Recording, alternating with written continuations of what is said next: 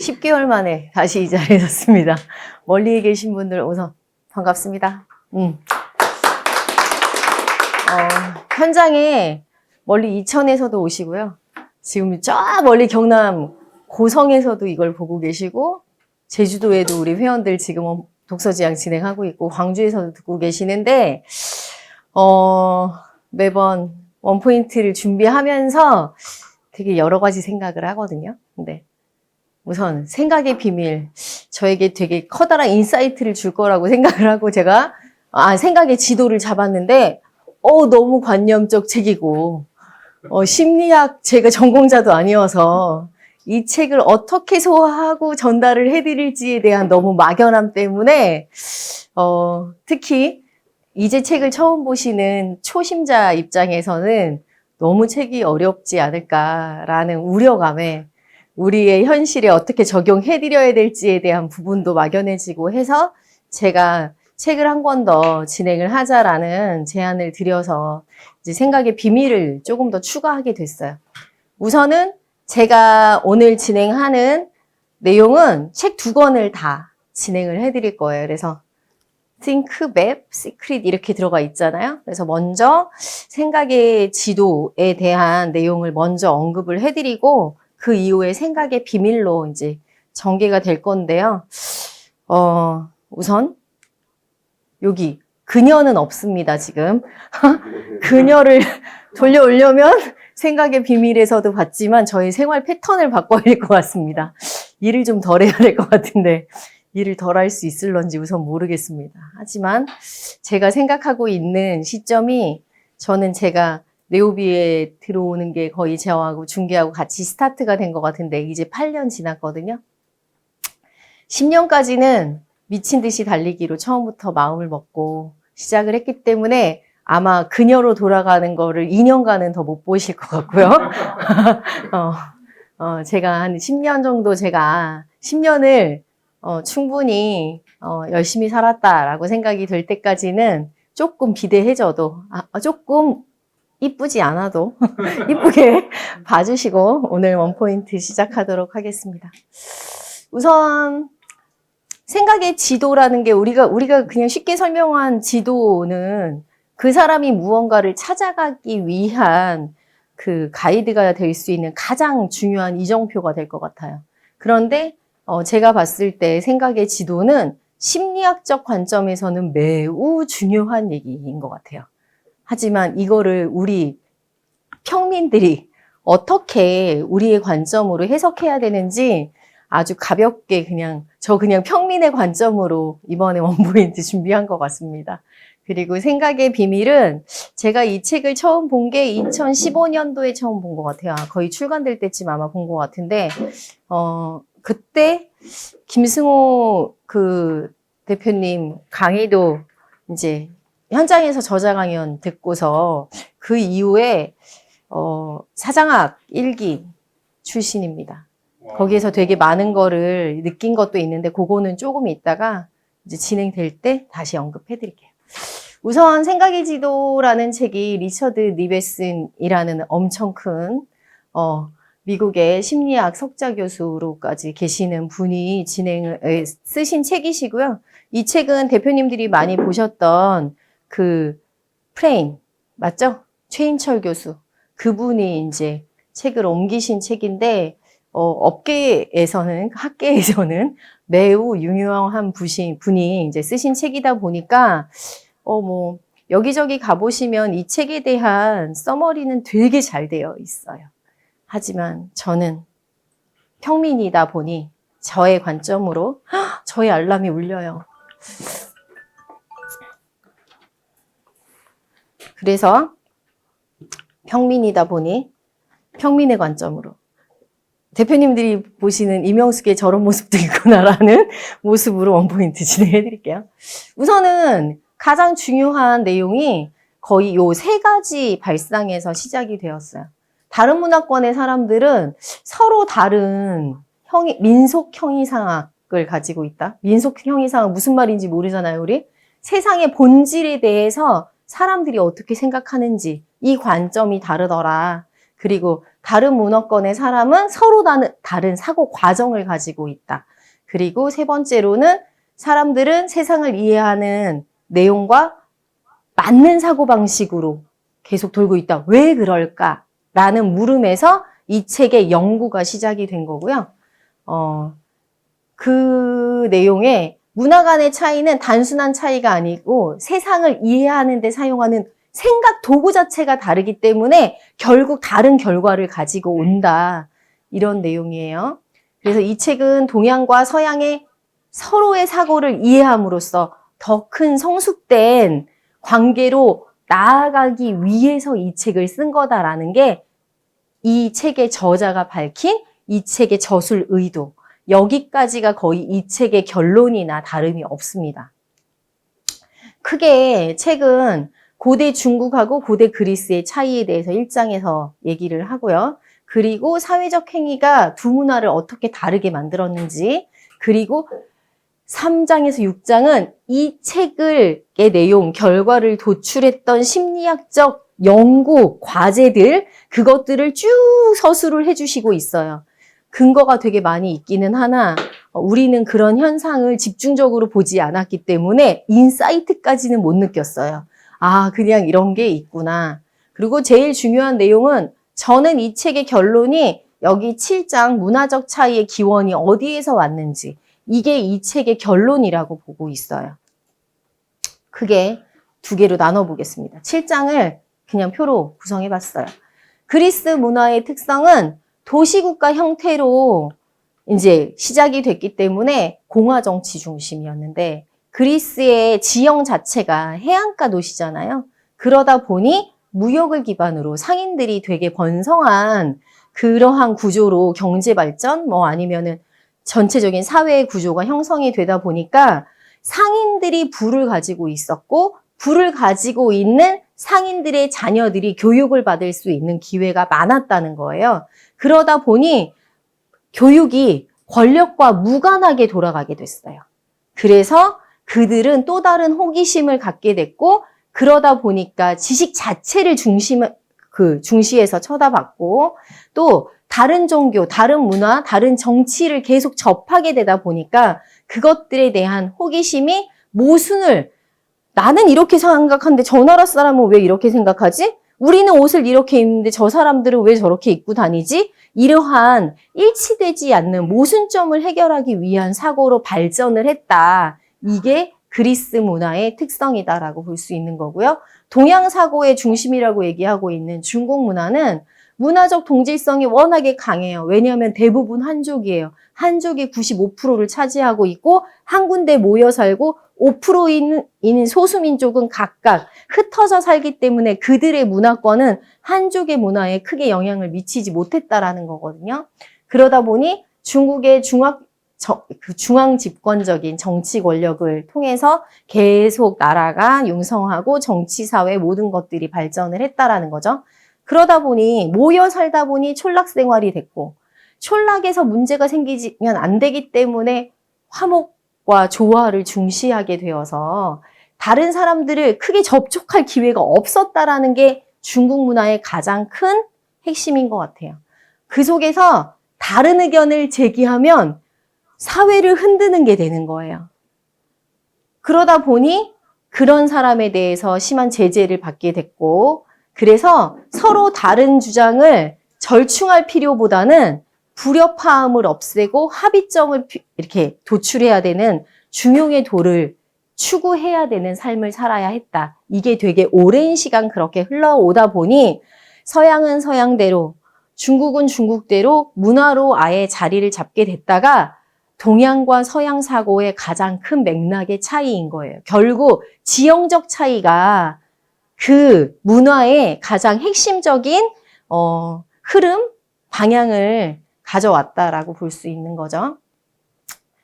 이렇게 두 곳의 생태 환경이 다르다는 점이 경제적 차이, 사회적 구조의 차이들을 만들었고 이것들이 어떤 부분에 주의를 기울여야 하는지도 달라졌다. 아까 얘기했잖아요. 호기심, 다른 것들을 계속 탐구하고 지식 자체에 대해서 연구했는데 이쪽은 합의점을 도출하는 데에 되게 중점되어 있었다라는 그렇게 서양과 동양의 차이가 이러한 부분의 차이로 온 거고 그것들이 우주의 본질에 대한 서로 다른 이해와 또 이것이 다시 지각과 사고 과정의 차이를 가져온 거다. 이게 생각의 지도에서 말하는 동양적 사고관점과 서양적 사고관점의 차이를 가르는 가장 큰 맥락이라고 볼 수 있어요.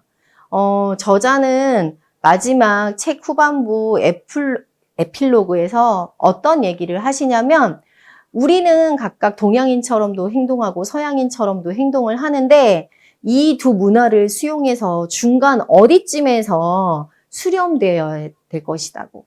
그리고 문화의 차가 나중에 미래, 우리의 미래는 이 두 문화의 차이점에서만 생각이 되는 게 아니고 중간에 어느 부분에서 교점이 발생하게 될 거다. 이게 우리 문화의 다음 미래다라고 말을 하고 있어요. 그래서 새로운 통합을 우리가 어떻게 만들어야 될지 그 특성들을 잘 모아놓으면 되게 훌륭한 걸작이 될 거다라고 얘기를 하고 있는데 지금 되게 커다랗게 유튜브나 이러한 것들로 이미 시작됐잖아요. 동양의 조그만 나라 대한민국의 BTS가 전 세계를 흔들고 있어요. 우리 옛날에는 저 학교 한참 다닐 때 뉴키즈 온 더 블록 또 엄청 많았죠. 락밴드들 한국에 와가지고 공연하는 거에 우리 학생들 되게 열광하고 진짜 젊은 사람들 다 그랬었는데 어느 순간 한 20년 조금 더 걸린 것 같죠. 제 기준으로.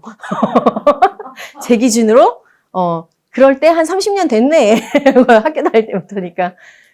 그동안 너무 많이 바뀌어서 이제는 동양의 문화가 서양으로 확 확산되는 되게 커다란 계기가 펼쳐졌는데 그런 것처럼 어딘가의 교점은 새로운 곳에서 일어나니 제가 보는 관점은요. 새로운 시각이라고 하기보다는 저 사람들은 어떻게 사나? 라는 호기심이 또 그들에게 배워야 되는 많은 장점들이 있잖아요. 그것들을 조금씩 수용하다 보면 우리도 지금보다 한층 더 업그레이드 되어 있는 삶의 방식을 추구할 수 있지 않을까라는 생각을 해보면서 제가 이 책에서 느끼는 바를 우리 중개업 관점에서 한번 봤어요. 저희는 진짜 많은 다양한 사람들 만나는 직업을 하고 있어요. 그래서 그 속에서는 진짜 멋진 분들도 만나고요. 진짜 진상들도 많이 만나요. 그게 참 우리를 되게 어렵게 하는 건데 진짜 현실과 타협할 수 없는 순간들이 계속 되죠. 지금까지. 앞으로도 계속 보내야 돼요. 그런데 우리는 이 책에서 아까 봤던 다양성에 대한 추구, 다른 문화에 대한 수용 이런 거를 거꾸로 앞으로 우리가 만날 손님들을 대하는 자세에 대해서 생각을 해보면 좋을 것 같아요. 사고를 되게 다양한 관점으로 수용함으로써 인해서 편안하게 받아들일 수 있고 또한 내가 받은 상처를 어떻게 치유해 갈 건지에 대한 유연성을 한번 생각해 보시면 좋지 않을까. 세상을 바라보는 진리가 동서양만 다른 게 아니고 한 집에 살고 있는 가족들도 다 다르잖아요. 이러한 세상을 바라보는 관점이 모두 다 다르기 때문에 힘든 건 어여빨리 털털 털고 일어나서 새로 다시 묵묵하게 자기의 길을 걸어가는 게 우리가 앞으로 해야 될 일이 아닌가라는 생각을 해봤습니다. 일단락 생각의 지도 저는 여기로 종결 짓고 그 다음 책으로 넘어가겠습니다. 생각의 비밀. 아까 제가 말씀드렸죠. 제가 한 6년 전에 봤던 책이었고 그 이후에 김승호 대표님의 사장학 강의 1기에 참여를 해보면서 우선 제가 뭘 느꼈었냐면요. 그러니까 우선 김승호 대표님이 왜 사장학을 열었을까에 대한 생각을 되게 많이 했어요. 그 바쁘신 분이 왜 한국에 일부러 시간까지 내가면서 그런 수업을 했을까? 그리고 그 이후에 카톡방에도 들어와 계시고 막 이랬었거든요. 이분의 호기심은 실행으로 이어지는 것 같아요. 그래서 본인이 비즈니스를 미국에서만 쭉 하다 보니 한국 비즈니스에 대한 관점이 좀 필요해서 정확하게 본 거예요. 그런데 뭐 그거는 좋은 얘기도 있고 나쁜 얘기도 있으니까 이 자리에서 할 얘기는 아니고, 제가 거기에서 뭘 느꼈냐면 그 당시에 저희 사장학 1기 지금 뭐 8기? 10기까지 진행됐었나? 하여간에 그럴 건데 그 아카데미 참여하면서 수업은 하루밖에 없었어요. 하루 수업인데 아마 50만 원 정도 내고 들었던 수업이었던 것 같은데, 그 이후에 남은 사람들, 수강생들의 커뮤니티가 계속 남아 있었을 뿐이거든요. 그런데 그 이후에 제가 이제 그분들을 보면서 240명 정도 저 수업 들을 때 있었거든요. 그런데 제일 공부 안 하는 게 중개업이에요. 거기 사장학교 수업에 참여한 그 교육생의 한 70% 정도가 다 요 직업으로 성공하고 싶은 사람이었어요. 왜냐하면 사장학의 김승호 대표가 이미 그쪽 비즈니스로 되게 비즈니스를 잘 엮어가신 분이기 때문에 그분을 따라하고 싶으신 분들이 되게 많이 왔고요. 또 그런 분이라는 것도 그 전에 뭐 자기경영 노트, 그리고 뭐 김밥 하는 CEO, 이러한 책들로 이미 저자로 알고 있었던 되게 많은 분들이 참여하신 분들 중에 그 다음 부류로 많았던 게 교육학하고 교육 쪽 아카데미 진행하시는 분들이 되게 많이 참여를 했거든요. 중개업 참여한 사람 저밖에 없나? 한 명 더 있었나? 하여 그거밖에 안 됐던 것 같아요. 그런데 제가 그때 뭐에 되게 이렇게 이제 인사이트도 아니야, 쇼크, 뒤통수를 맞았냐면, 제주도에서도 서울까지 비행기를 타고 와서 수업을 듣고요. 전국에서 그러고 다녀요. 서울 수업을. 수업료도 싸지도 않아. 몇백만 원짜리 수업을 그들이 그렇게 열심히 다니더라고. 어떻게 보면 객손님 한 명당 객단가가 제일 높은 중개업은 가만히 앉아서 중개업을 하는데, 객단가 5,000원짜리, 만원짜리 파는 요식업 사장들이 그렇게 열심히 공부를 하고 다녀요. 저는 그분들이 꼭 성공할 거라고 믿어요. 이 업계도 마찬가지예요. 어떤 공부를 하시든 손님을 대비하고 준비하고 그 다음 미래를 내다보는 관점이 성공할 거예요. 하여간에 제가 그때부터 느낀 게, 이 업계 사람이 제일 공부를 안 하는구나. 이걸 느꼈고요. 공부하면 성공할 수 있어. 이것도 그때 느꼈어요. 잔소리 그만하고 넘어갈게요. 저는 크게 여기 챕터에 있는 지금 그 챕터별 대타이틀이 지금 성공은 습관에서 온다, 6시를 2번 만나는 남자, 그들이 원하는 것을 팔아라, 하루에 100번씩 100일 동안의 기적, 뭐 착하고 성실하되 영악하고 게을러지자 라는 타이틀을 제가 그냥 키워드 5개로 잡아봤어요. 습관, 성실, 사업, 목표, 효율성. 마지막 이 착하고 성실한데 영악하고 게을러지자, 이거를 뭐라고 표현하기 뭐해서 저는 그냥 효율성이라는 단어를 잡아봤거든요. 그런데 이 관점으로 제가 하나씩 책에 워낙에 내용이 이렇게 대부분 사례 위주로 써 있잖아요. 본인이 경험하신 것들에 대한 사례. 그중에 필요하다라고 제가 느낀 것들만 발췌한 내용으로 진행을 해드릴게요. 첫 번째, 습관. 성공한 사람들 책 다 보세요. 독서가 빠져있나? 없어요. 빠져있지 않아. 왜 저는 그렇게 그 부분을 어떻게 해석하냐면, 우리가 계속 살아가면서 우리의 사고는 점점 갈수록 고집스러워질 수밖에 없어요. 나의 주관이 맞다고 생각하고, 내가 이렇게 열심히 해서 우리 식구들을 밥 먹여 살았는데, 그러니까 와이프가 해주는 얘기 귀 안 들어오고 남편이 해주는 얘기 귀 안 들어오잖아요. 남이 해주면 들리는데.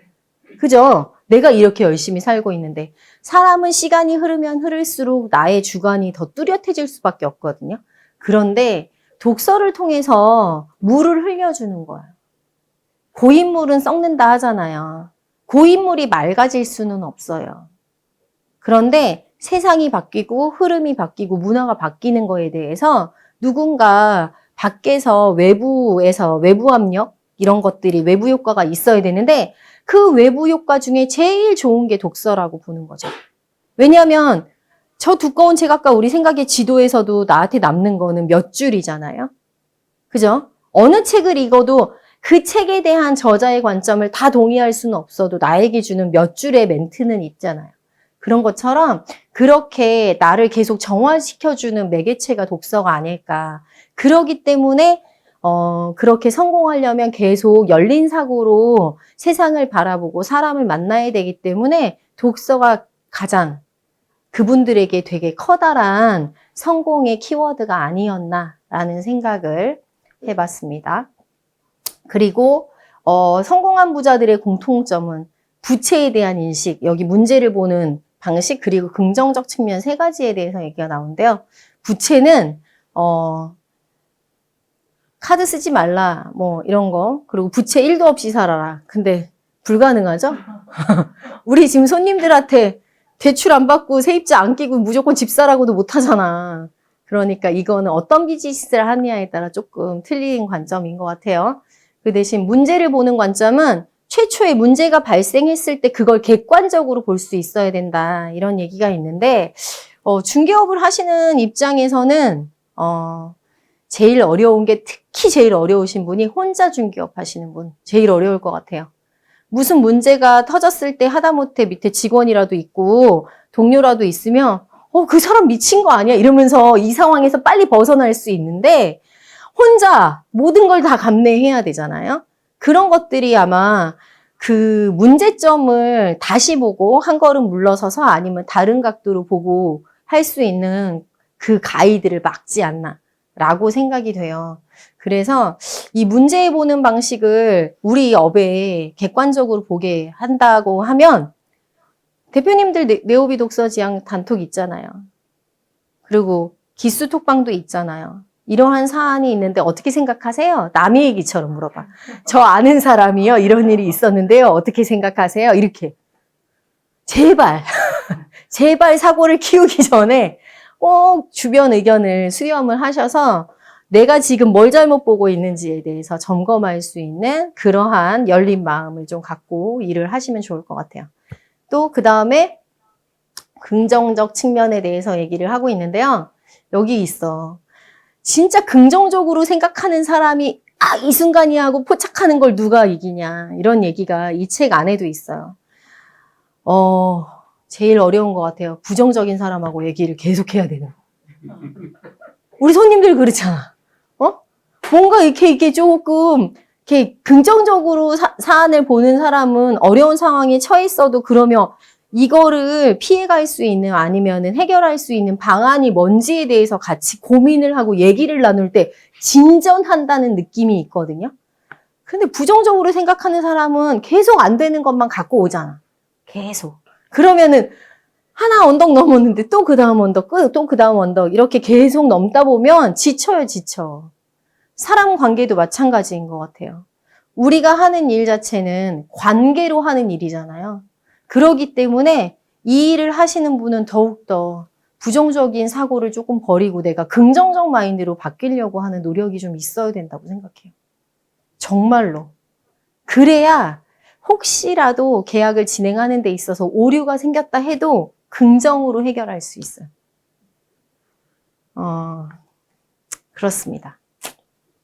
그리고 성공이란 오랜 습관의 결정체다라고 얘기를 하고 있는데 성공을 해봐도 그 다음에 그 성공이 계속 유지가 되느냐 안 되느냐가 저는 더 중요하다고 생각을 해요. 그러기 때문에 지금 성공을 하는 것도 중요하지만 어떻게 지금의 성공 아니면 지금 아직 성공을 못했어도 오늘보다 내일이 조금 더 나아지기를 하는 묵묵한 대표님들 스스로 걸어가는 걸음이 필요하다라고 생각합니다. 책에 나오죠. 습관 부분에 나는 나 스스로다. 나는 내 생각의 결과물이다. 내 생각대로 살 수 있다. 나는 내 생각대로 미래를 만들 수 있다. 이런 글귀가 있어요. 맞는 말이죠. 그리고 김승호 대표님 저기에도 있죠. 현재의 나는 내 생각의 소산이다. 현재의 나는 내가 생각한 대로 되어 있다라는 거야. 누구 탓이 아니라는 거죠. 내가 만든 거다.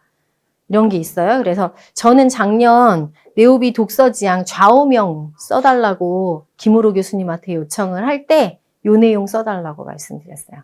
오늘이 미래의 나를 결정한다. 그래서 저희 집에 이렇게 다이소 5,000원짜리 액자 껴서 저희 집에 놓여 있어요. 그렇게 지금의 내가 마음에 안 들 수 있죠. 저도 마음에 안 들어요. 나를 20대로 돌렸으면 나는 어떤 모습으로 살고 있을까? 이런 생각도 해요. 왜냐면 그때 하고 싶은 게 정말 많았는데 많은 것들을 포기하고, 그냥 현실에 맞게 살아온 게 있어서 돌려보지만 돌리면 뭐 할 거예요?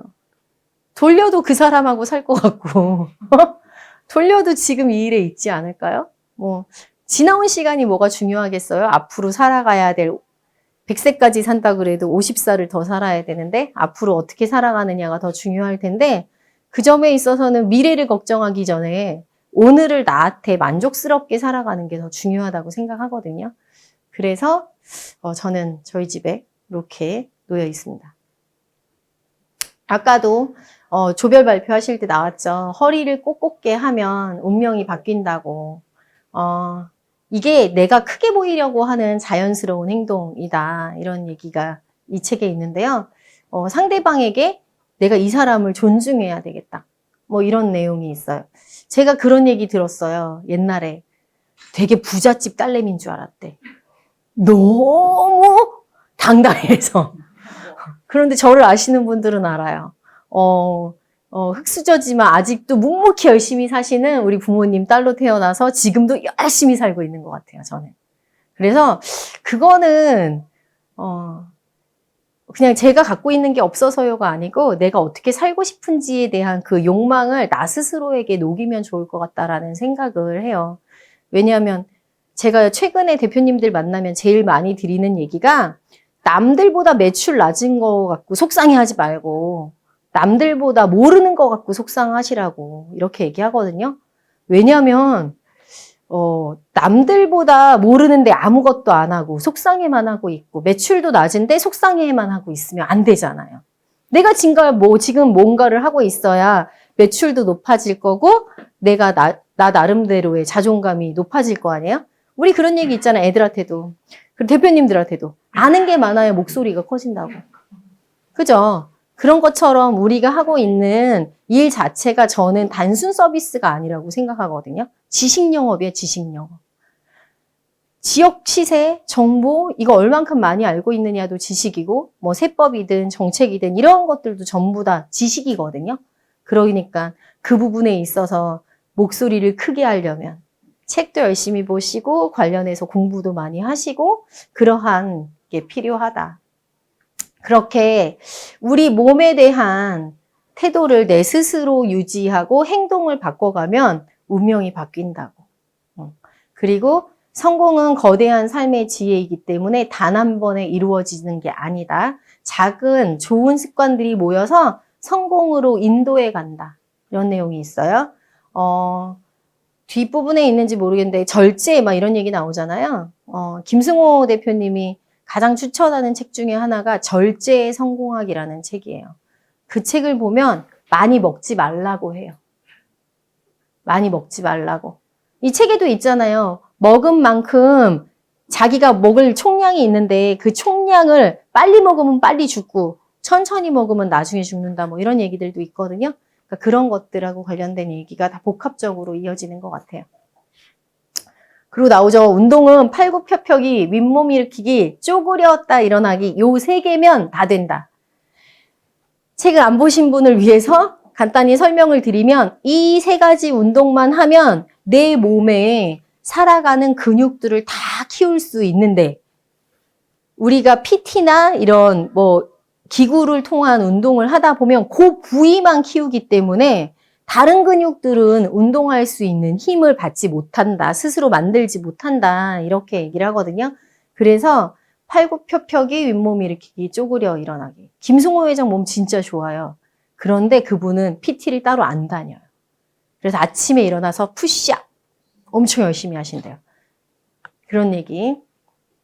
그리고 불경기 시점에서 저성장 일반적으로 지금이 딱 그런 상황인 것 같아.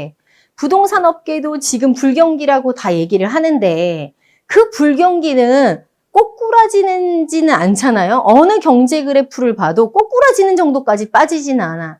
살짝 조정됐다가 다시 올라가거나 아니면 저성장일 뿐이거든요. 그런데 많은 사람들은 힘들어해, 그 순간을.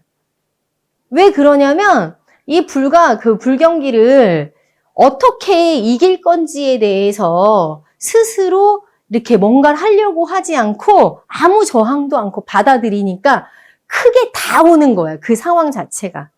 그런데 이게 저성장이고 약간의 후퇴이기 때문에 내가 뭔가를 하고 있으면 이 커다란 그 리스크가, 그러니까 경제적 후퇴가 나에게는 요만큼으로 올 수도 있어요. 왜냐하면 내가 조금 더 나갔으니까. 그렇게 받아들일 수도 있는데 대부분의 많은 사람들은 이것들을 저항하지 않기 때문에 엄청나게 큰 위협으로 다 받아들인다라는 얘기가 있는데 여기에서 훌륭한 사업가는 사업을 확장하기에 되게 좋은 시점이라고 얘기를 해요. 그건 저는 부동산도 맞다고 생각해요. 모두가 다 가만히 멈춰 있을 때 나 혼자 뭔가 준비하고 그 다음을 구상하고 뭔가 움직이고 있다면 다른 사람보다 뛸 준비가 먼저 되어 있잖아요. 그러니까 전력질주를 먼저 할 수 있는데 그냥 아무것도 안 하고 방치되어 있으면 이제 뛰어도 되나 봐. 그리고 그때서야 움직이면 이미 빨리 달린 사람은 결승점까지 다가 있을 수도 있다는 거죠. 그렇기 때문에 이 불경기를 어떻게 보내느냐가 비즈니스를 하는 사람들, 특히 우리 중기업을 하시는 분 입장에서는 너무 중요한 순간이니까 아마 지금부터 한 2년은 가지 않겠어요? 저는 그렇게 보거든요. 우선 당장 대선까지는 큰 변동 없어. 대선이 일어난다고 손님들한테 제일 많이 듣는 얘기잖아요. 대통령이 누가 되면은 뭐 부동산 정책이 어쩌고저쩌고. 안 바뀌어. 들어오는 세수가 들어와 줘야 그 프레임대로 경제를 돌릴 수 있는데 안 바뀌어요. 안 바뀐다는 전제하에 모든 설계를 하셔야 되니까 제일 중요한 건 불경기를 그냥 방심하면서 보내지 말자. 이렇게 생각하셨으면 좋겠어요.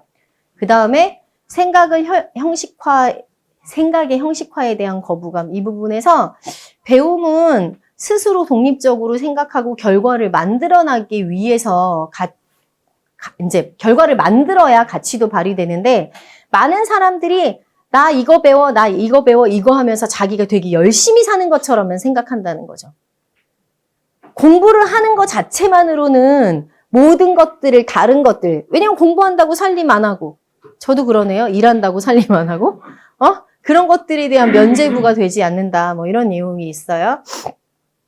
남들하고 비슷하게 살려면 남들과 다르게 생각하고 남들과 다르게 행동해야 되는 건 남들하고 비슷하게 생각할 때요.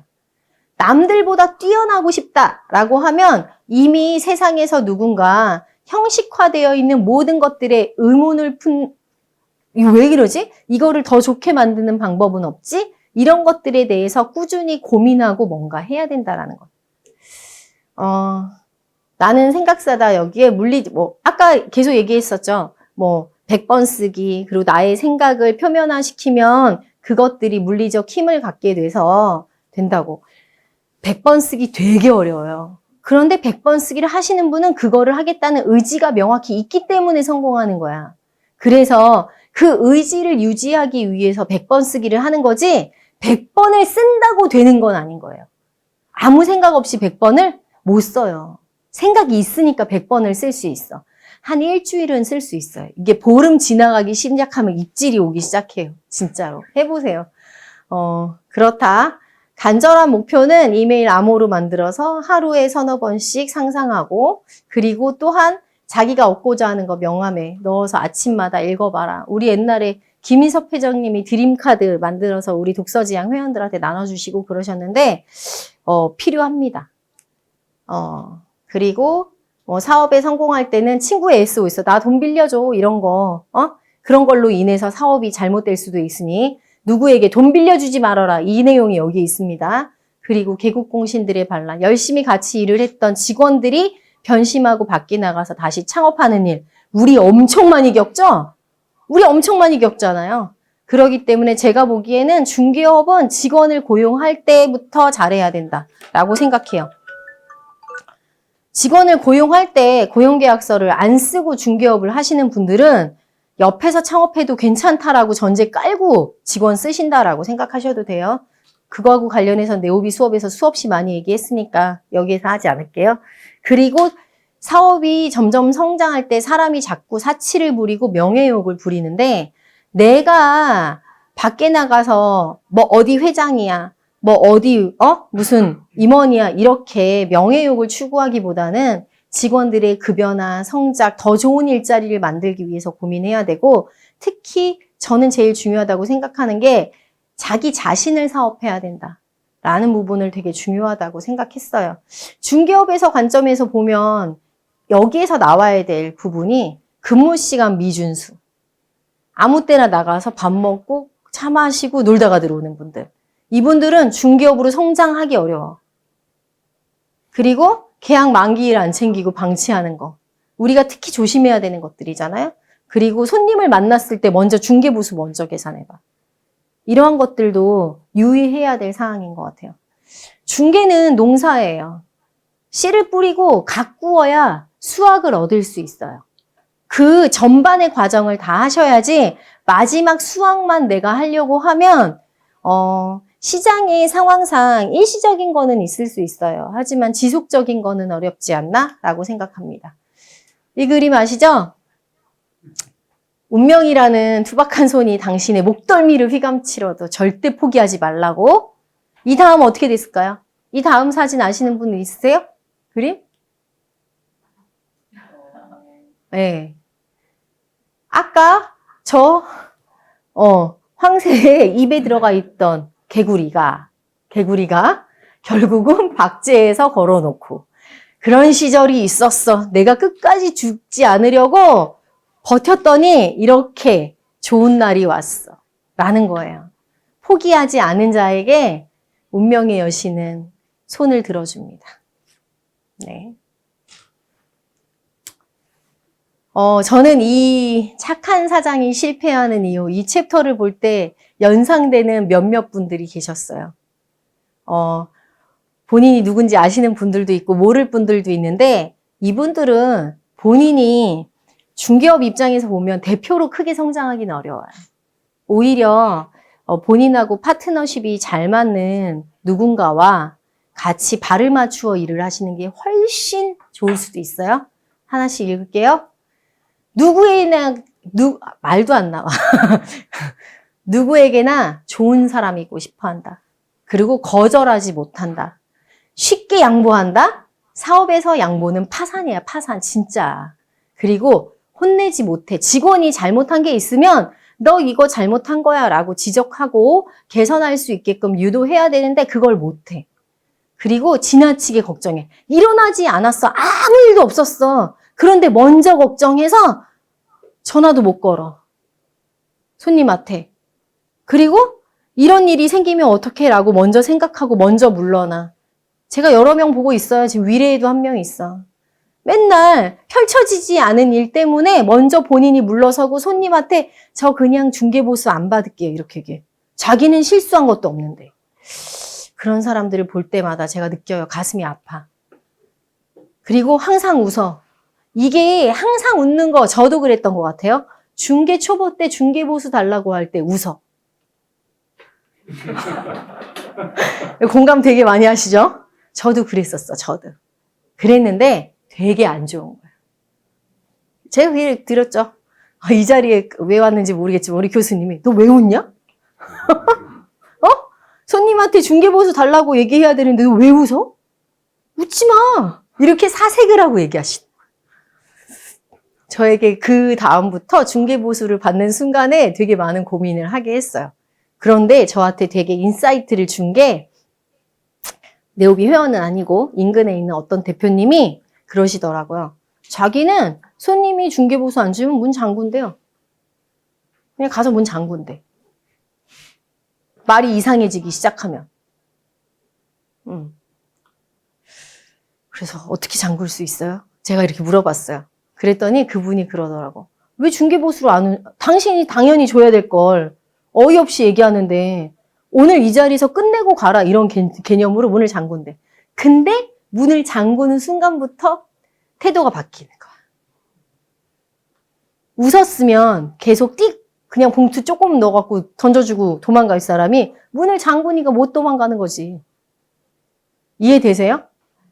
그 중개보수를 받는 상황이 중개 입장에서 제일 중요한 순간인데 그 순간 웃으면 나 되게 가벼운 사람이 되는 거야. 제가 그걸 깨달았다니까. 내가 되게 가벼운 사람이 되는 거야. 그런데 내가 진지해지면 손님도 당연히 진지해질 수밖에 없어. 그렇다라는 거. 꼭 오늘 이거 꼭 중개 특히 처음 한 지 얼마 안 되신 분들은 되게 고민을 많이 해야 되는 순간이에요. 오늘을 계기로 또 한 번 다시 고민을 하세요. 저도 중개 보수를 지금 받는 것도 쉽진 않아요. 하지만 이제는 어느 만큼은 받아야 된다라는 저 나름대로의 선이 있기 때문에 또 있어요. 저는 중개 보수 협의를 할 때 손님이 되게 매너 있게 정중하게 조율을 요청하잖아요. 다 밀려줘요. 재수 없잖아요? 저는 소송해요. 왜 소송하느냐? 대부분 많은 분들이 그렇게 얘기해요. 굳이 귀찮게 번거롭게 왜 그렇게까지 해야 돼요? 이렇게 얘기를 하거든요. 그런데 뭐가 중요하냐면 우리는 경험이 중요해요. 이게 소송으로 갔을 때 판사가 어떻게 나오고 손님이 어떻게 나오고 나는 어떤 포지션을 취해야 되는지 경험이 필요해요. 이 경험이 베이스에 깔려 있어야 그 다음 손님한테 당당하게 돈을 달라고 할 수 있어요. 중개보수 소송 안 해보신 분들, 소송할 거 있는 분들 미루지 말고 꼭 하세요. 경험이 필요해요, 우리는. 그리고 도움을 청하기를 힘들어해. 내가 실수한 게 나만의 문제가 될 수도 있는데 우리가 하는 일은 나만의 문제가 아니고 고객의 자산하고 관련된 여러 가지 문제로 흘러가잖아요. 그러니까 물어보는 걸 게을리하시면 안 돼요. 물어보는 걸 엄청 적극적으로 해야 되는 게 중개업이에요. 그거 또다시 한번 새기시기를 바랍니다. 그리고 내가 그들이 원하는 걸 팔아라. 여기에 저기만 얘기할게요. 고객이 왜 이 집을 거래하려고 하느냐? 시간이 많지 않으니까 이미 9시 넘었거든요. 빠르게 갈게요. 고객이 이거를 투자용으로 사느냐? 아니면은 사업 자금으로 어떻게 돈을 가용하기 위해서 이 집을 파는지, 왜 파는지에 대한 거래 동기를 꼭 알아야 돼. 그걸 꼭 알아야 그 사람이 중개를 하는 타율이 높아져요. 그렇다라는 거. 그리고 고객이 원하는 걸 줌으로써 나도 내 것을 가져와야 되는데 가끔은 속상한 일이 있죠. 그런데 거래가 있어야 우리한테도 보상이 있잖아. 그러니까 그분들이 원하는 게 뭔지를 캐치하고 그거를 주고 나는 나대로 내 거를 갖고 오기 위해서 늘 열심히 하셔야 된다. 그리고 고객에게 사달라고 청원하지 말고 살 수 없도록 만들어라. 이 부분은 고객이 미처 체크하지 못하는 거를 알려줘야 돼요. 그게 대표님들이 지금 불경기에 해야 될 일이야. 불경기에 고객들이 미처 놓치는 게 뭔지를 알려면 세금, 정책 그 외에 다른 것들을 지금 공부하고 있어야 그분들한테 뭔가 해줄 얘기가 있잖아요. 그것들을 내가 만들어야 고객이 왜 나한테 와야 되는지를 만들 수 있거든요. 지금도 마찬가지야. 종부세 고지서 발부되니까 대표님들 사무실에도 종부세 물어보러 되게 많이 오지 않으세요? 그 종부세 고지서 들고 오는 손님이 나하고 그냥 요 고지서하고 관련된 얘기만 할 건지 아니면 그분의 나머지 자산에 대한 것까지 다 풀어놓고 얘기를 하게 만들 건지는 내가 준비가 되어 있어야 된다는 거야. 그것들을 준비하시는 시간으로 올겨울을 보내셨으면 좋겠습니다. 그리고 한 번 고객을 지속적으로 끌고 가고 상품보다 가치를 팔고 또 나의 서비스를 상품화해야 된다. 이 부분에 있어서는 내가 매물이 아닌 나라는 가치를 팔아야 된다고 생각해요. 그래야 이 가치가 있어야 매물이 없을 때도 사장님 저 궁금한 게 있는데요. 제가 어디에 어떻게 하려고 하는데 어떻게 해요? 나한테 계속 물을 게 있어야 그 다음 물건도 나한테 줘요. 아직 창업을 한 지 얼마 안 되신 분들은 열심히 손님이 없지만 공부해야 돼. 그래야 이런 손님을 만나게 돼. 그리고 해마다 수첩에 새로운 목표를 적어라 이런 거 있는데 아까 드림카드 20가지 써서 매년 실행한 것들을 지워가라 이런 거 있는데요. 쉽게 하시는 방법이 이게 지금 3P 바인더에 나오는 플래너 속지거든요. 이거 속지가 2만 원이에요. 연간 플래너하고 관련된 게. 그런데 비싼 바인더 안 사도 되고 보조 바인더 5,000원짜리 사도 되니까 그런 거에 껴서 써보시면 좋겠는데 여기에 보시면 꿈 리스트에 하고 싶은 거, 갖고 싶은 거, 가보고 싶은 거, 뭐 되고 싶은 거, 나누어지고 싶은 거 이런 게 있잖아요.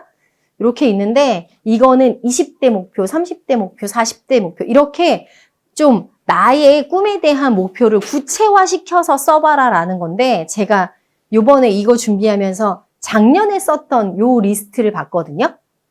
대부분 못한 것도 있지만 많은 것들이 채워져 있어서 아, 나 이거 다 했구나 막 이러면서 되게 행복해 했거든요.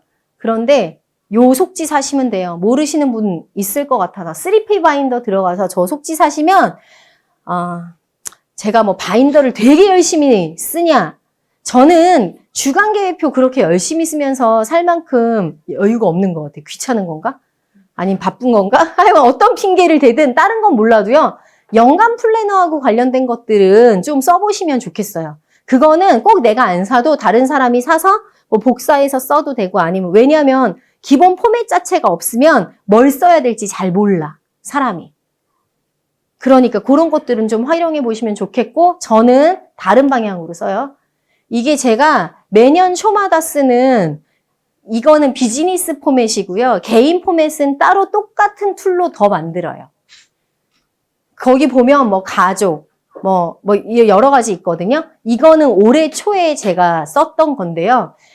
실제 실행을 한 것도 있고 못한 것도 있지만 내가 뭘 해야 되는지 앞으로 내 일하고 관련해서 어떤 것들을 구체화시켜서 해야 되는지 정리를 해봄으로써 어쩌다 펴보면 아, 나 이거 안 하고 있구나. 바로 체크.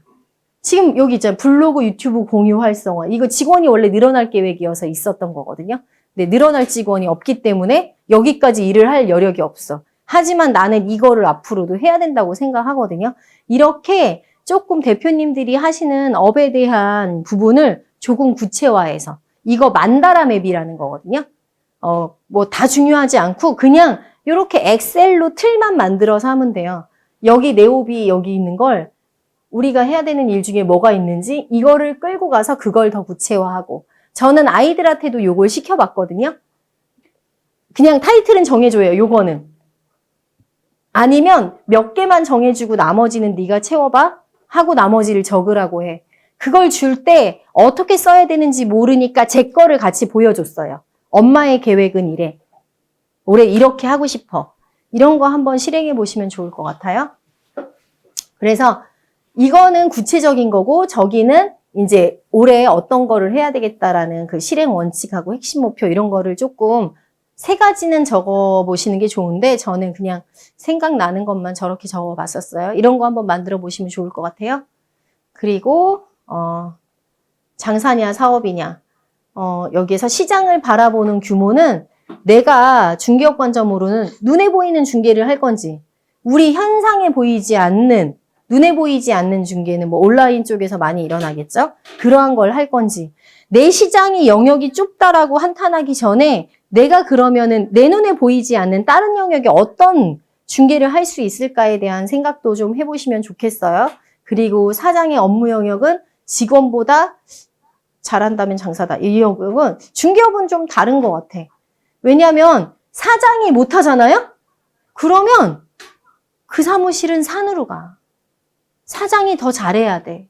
그래야 직원도 붙어 있어. 그러니까 요 얘기는 저쪽 비즈니스하고 우리 비즈니스하고 조금 틀린 것 같아요.